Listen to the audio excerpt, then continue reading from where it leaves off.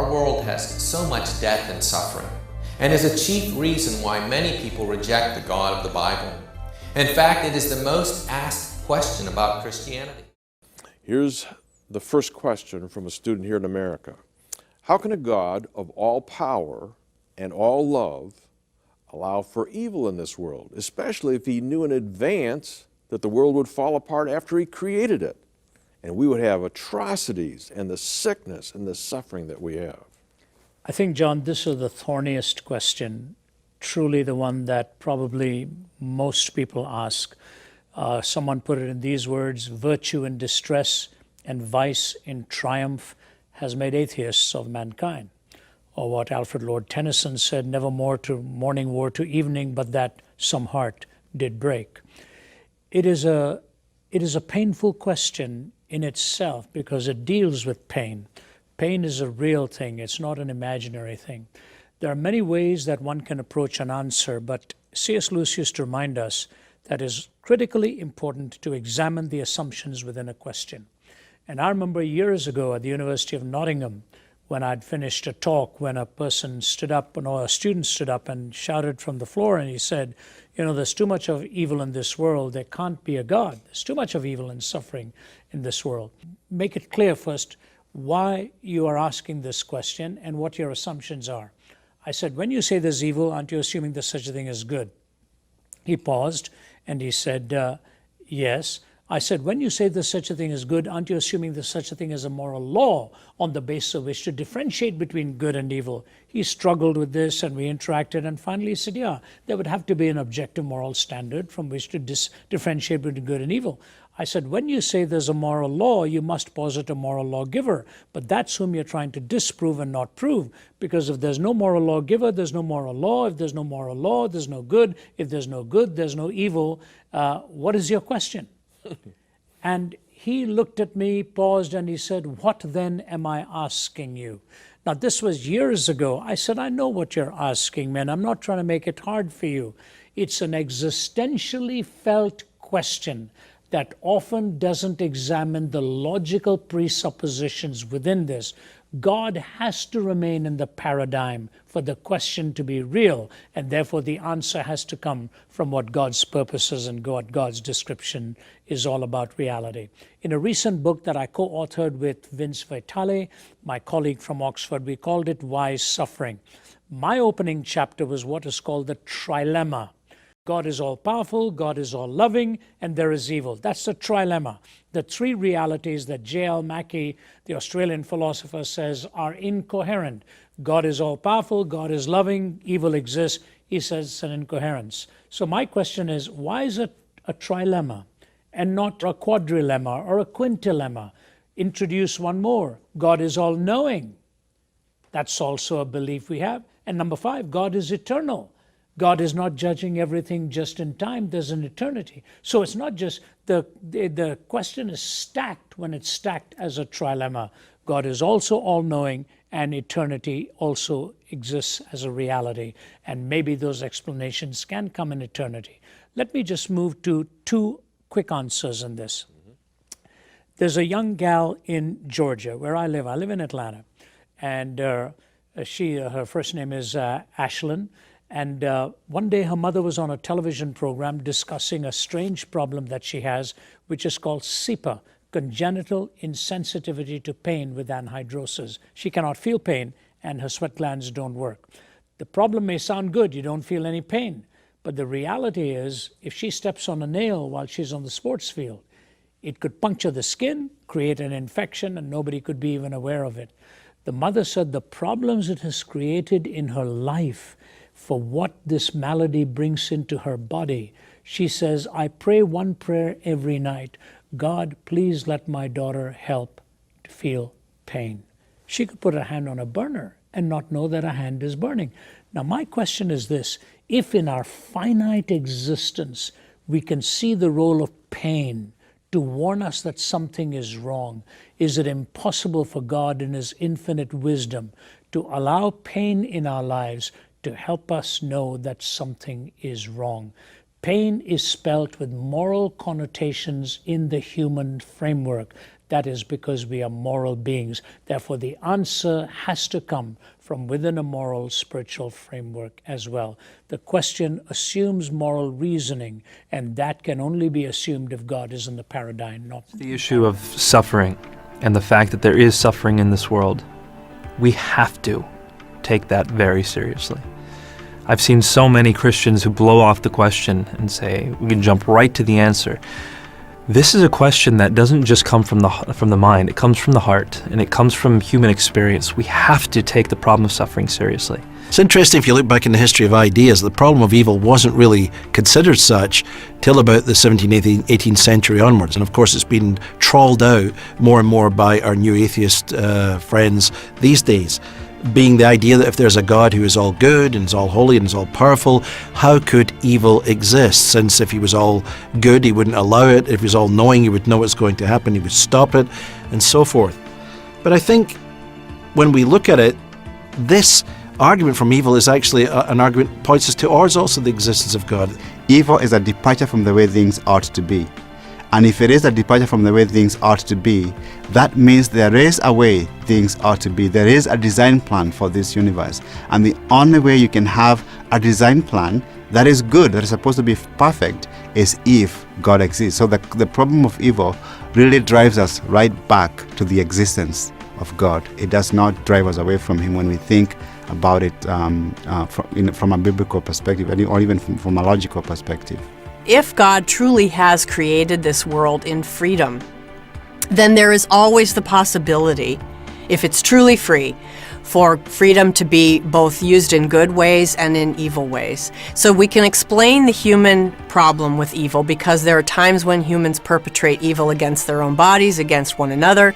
They use their freedom, misuse their freedom really, in ways that bring about evil. But how do you respond to a culture that is saying the evil is outside of us and not inside us? Yes. It seems in my vague or little perspective of the universities, those who write all the textbooks that end up in our elementary education schools do not hold a Judeo-Christian worldview anymore, and that our evil is, like President Obama said, it's in the streets. It's people who are poor because of people oppressing them, not so much something that comes from within a person.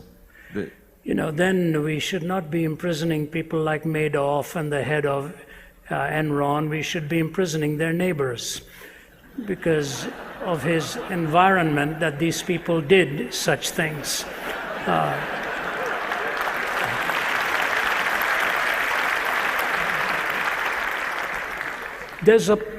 These things have partial truths in them, and I said it in a bit of a flip off the cuff manner, and what they're really trying to say is that we are oftentimes the product of our environment.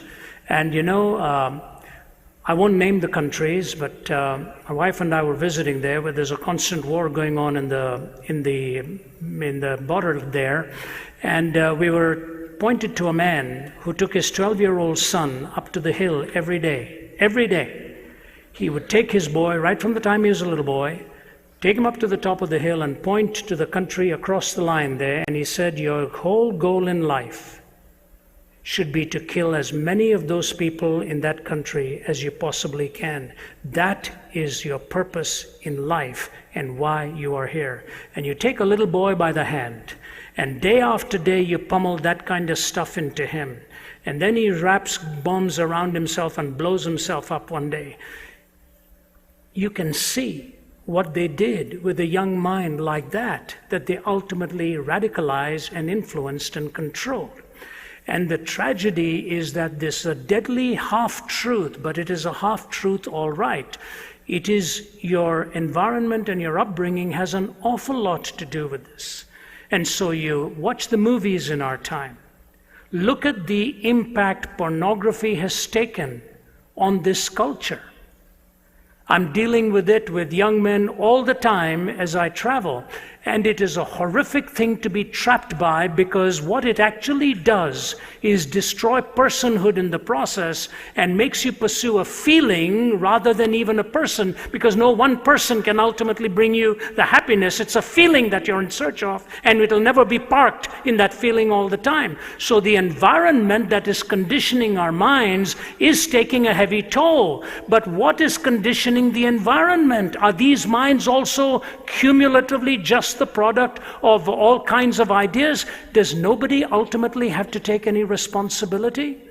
There was a great case in India recently, and in that case, the head of a large IT company, one of the largest, which is actually called Satyam, which actually in that language means truth. But they were fudging on their books, they were cheating in billions of dollars. And finally he was caught, and he's in jail now. And here's what he said: "My problem is this. I was riding this tiger of deceit for so long, I was afraid to get off lest it eat me up." It was not his environment. It was what he had chosen to do. So ultimately we have to have responsibility individually, not just blame the society on it. Otherwise, next thing you do, you're pushing your neighbor off a cliff because your mother didn't let you push your oats off your tray when you were a little boy, or something like that. This kind of ad infinitum reasoning. If you take away responsibility, you actually take away the possibility of any court of law dealing with any act in any nature if it is always someone else's fault. You have to ultimately have evil explained, and it is on the outside because it is on the inside first. It did not come on the inside from the outside. All that is within you is evil, and all the list that God gives to us comes from the heart of man. That's what really defiles. Any thoughts on that, Oz? What you're describing is the fruits of the 18th century Enlightenment, which doesn't believe in evil, doesn't believe in sin or responsibility, so looks to things like more psychology, better politics, higher education, and this will solve the problem. And clearly 20th century evil has blown a huge hole in that. Now when you meet people who still believe in it, I think this is the way to approach them. They have never met real evil. Let me give you an example. The great poet W.H. Auden came to faith through meeting evil. He was a socialist, an atheist, and a left-wing radical who'd fought on the Republican side in Spain in the Civil War, came to America to escape Nazism. But one evening, watching a documentary in New York, saw Hitler's troops entering Poland, bayoneting women and children. And most of the German audience were on the side of the Nazi stormtroopers and cried out in the darkness, kill them, egging them on. And Auden said, in 2 minutes, my whole worldview was turned around. On the one hand, I knew we were evil. I was looking at something that no psychology, no education, and no politics could ever change. This is radical evil. But then he said, I realized as a European intellectual, I'd spent all my life removing the absolutes. Everything's relative. But I wanted to say that Hitler was absolutely evil. So he said, I left the cinema a seeker after an unconditional absolute, and I met Christ. In other words, many of these people have a very shallow view of human life, and also very shallow political policies too. And it always runs aground on the rock of reality and real evil.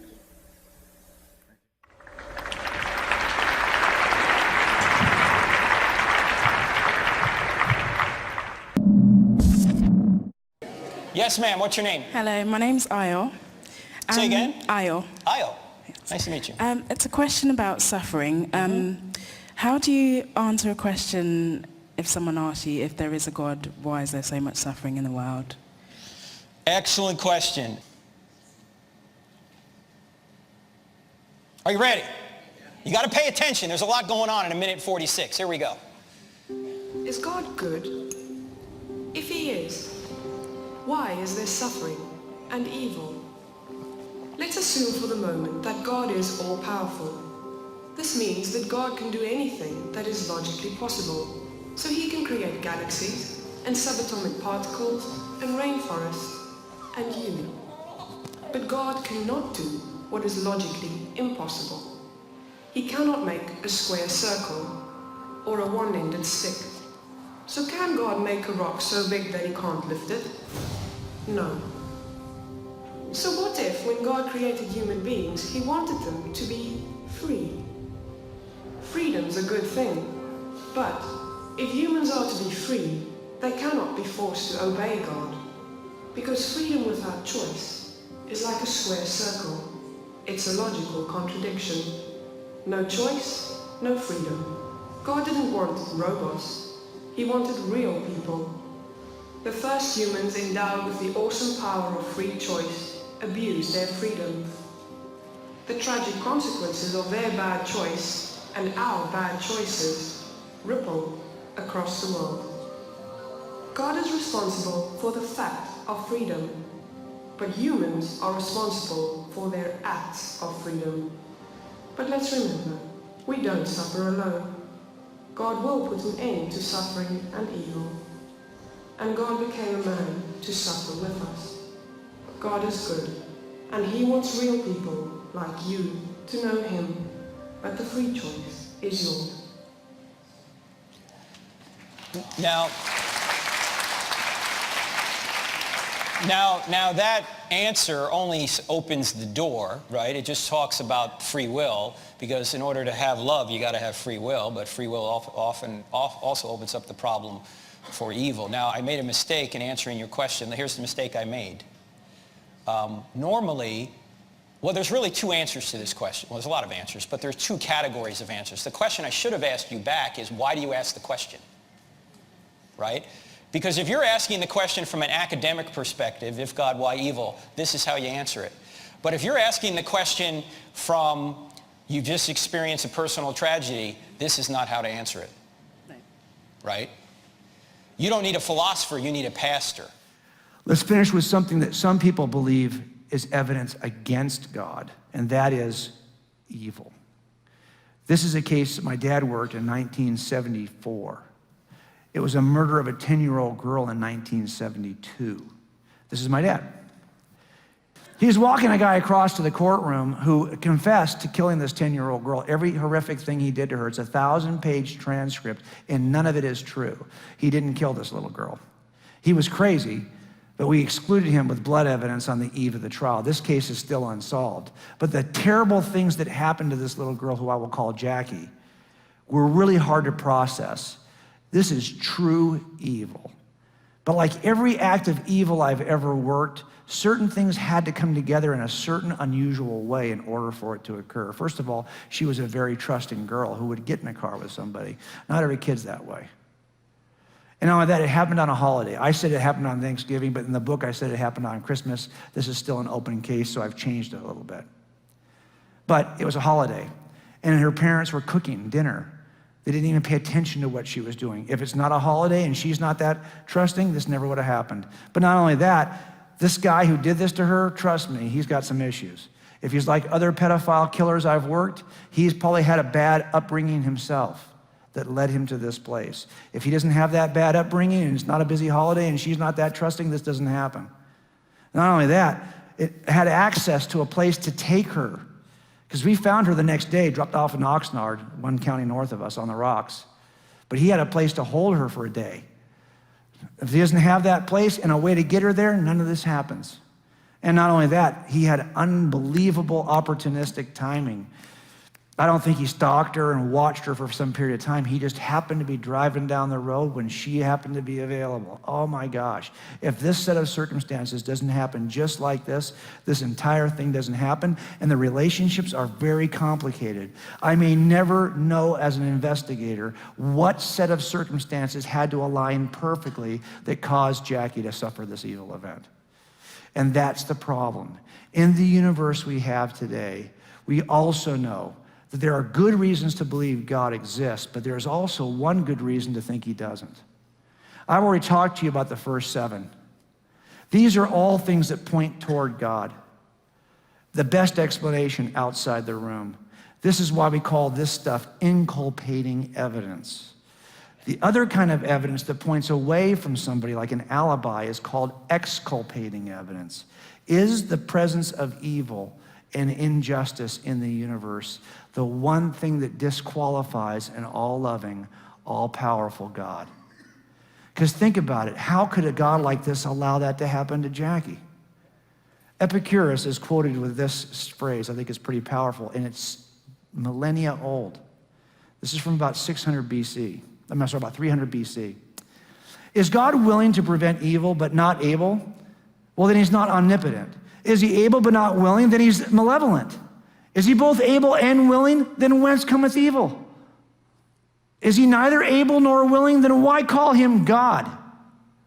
If there's evil in the world, well, how can you say there's an all-powerful, all-loving God? He either's too lame to stop it, which means he's not all-powerful, or doesn't care to stop it, which means he's not all-loving. He's disqualified.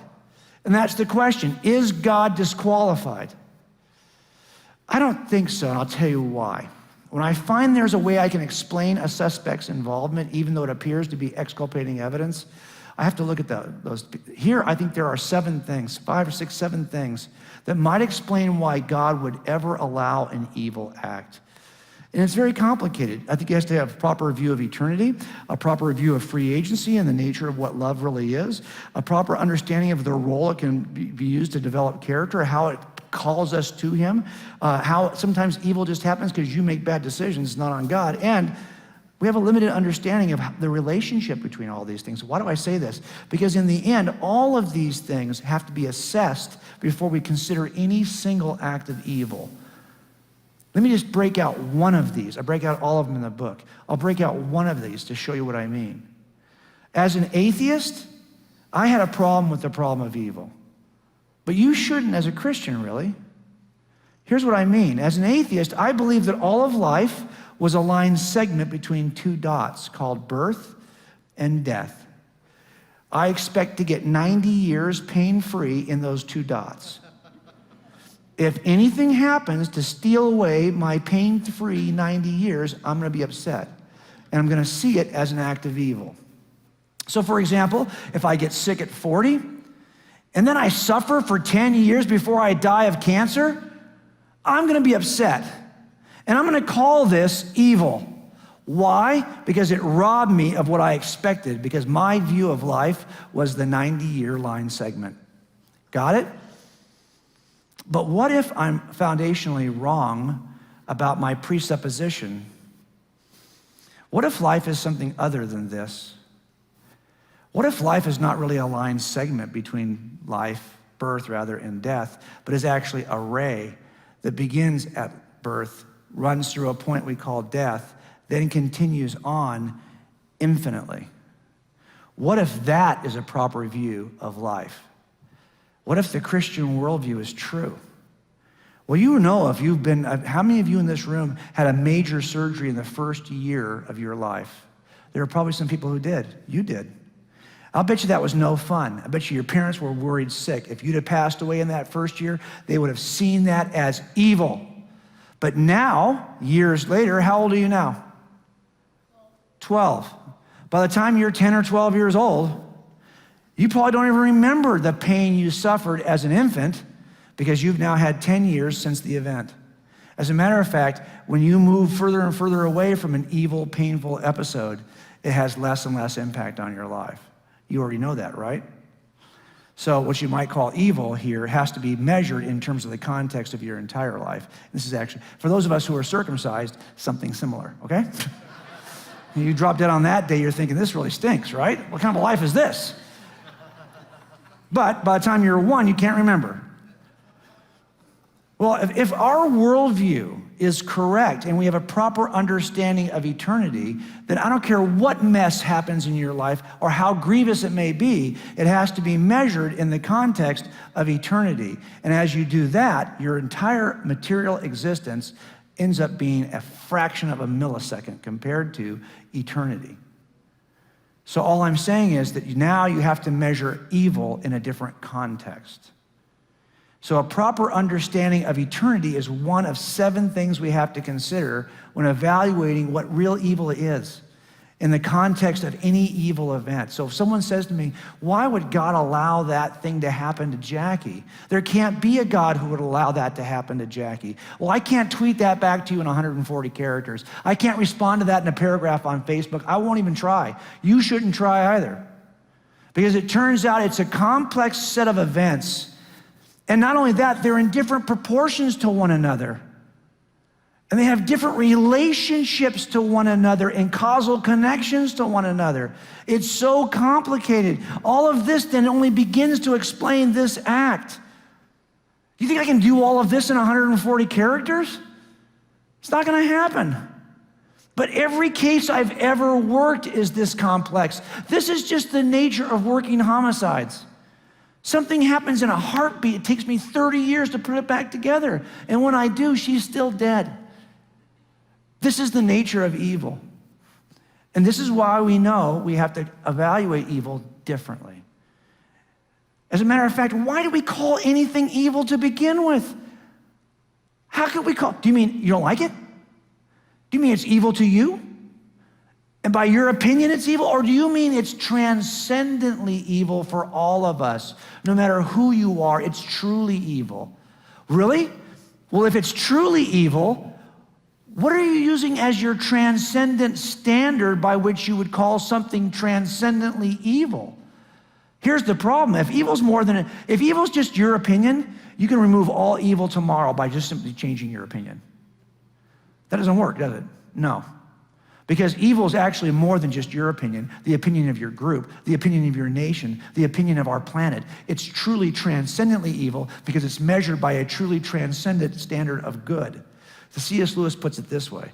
As an atheist, he said, my argument against God was that the universe seems so cruel and unjust. But how had I got this idea of just and unjust? A man does not call a line crooked unless he has some idea of a straight line. When I was complaining, this universe, what was I comparing this universe with when I called it unjust? You have to have a transcendent standard of just in order to call it. So if you're going to try to explain evil, sometimes we say, well, gosh, if there's a God, but there's evil, that excludes God. No, actually, if there's true evil, that requires God. Because you can't call this truly evil unless there's a true standard. All that's left to us is to figure out why God would allow it. But the idea that there's true evil requires God's existence because that's the measurement against which we're going to call anything truly evil. This means you're back outside the room again. And this is the best explanation. He finishes this by saying this, of course, I could have given up my idea of justice by saying it was nothing more but a private idea of my own. But if I did that, then my argument against God collapsed too. For the argument depended on saying that the world was really unjust, not simply that it did not happen to please my private fancies. If it's really unjust, it means there must be a really just standard for good.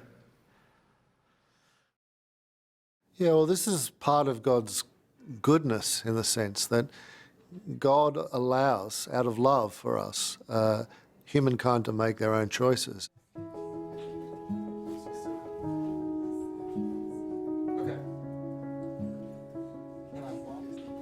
When I encounter genuine beauty, genuine creativity, and I often feel very strongly drawn to God in an art gallery, for example. When I see human excellence, that which in humans' freedom and autonomy we are able to create at its best, I actually feel like I have to express my gratitude somewhere, and the only place I can ultimately place that is in the God who's given us the freedom and the capacity to create beauty. And yet, on the other side of the coin, we also have to recognize that the downside or the dark side of this autonomy or this freedom is that we can just create the most vile and contemptible and cruel and vicious outcomes of being human. I don't think that they indicate the absence of God. They simply, to me, indicate the capacity of human being for both nobility and for cruelty. To me, that's an expression of what humans are like. Behind it all, I see still the hand of God guiding human history toward its ultimate end. answer to the problem of evil is that the God who made the world also brought the solution. He wasn't staying detached, as Dorothy Sayers says. He didn't stay up in heaven and think, oh, look at them all suffering, or there's pain and sorrow here, and I'm just leaving them to it. The Creator himself stepped into the equation, bore the penalty, the price of the sorrow of healing the universe, of forgiving the brokenness, of restoring the creation. And so I feel the Christian answer is a good answer. It doesn't exhaust the answer philosophically, but it's better than the alternatives, and I would take it as a credible response.